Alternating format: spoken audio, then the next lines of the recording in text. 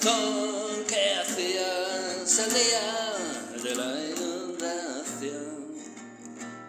Mazón, comías, bebías, follabas o te metías rayas. Decías al mediodía que la tormenta sería a las 6, hacía Cuenca. Nos dirás la verdad, salvar el puente fue siempre la prioridad. Cuando la alerta fue a sonar, los móviles míos vibraban bajo las aguas.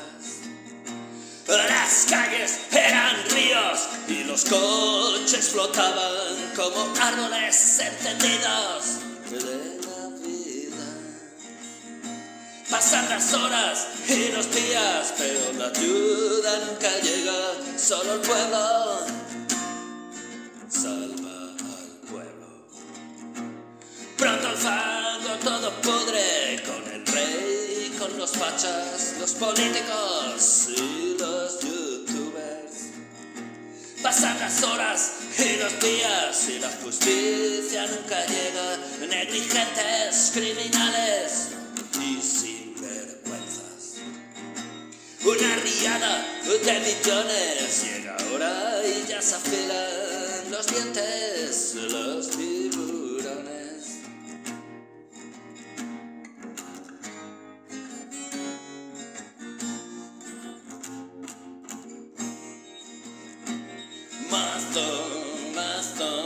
Mazón, ¿qué hacías el día de la inundación? Mazón, comías, bebías, follabas o te metías rayas. Pasan las horas y los días y la justicia nunca llega, negligentes, criminales y sinvergüenzas. Una riada de millones llega ahora y ya se afilan los dientes, los tiburones. Mazón, ¿qué hacías el día de la inundación? Mazón, ¿qué hacías el día de la inundación?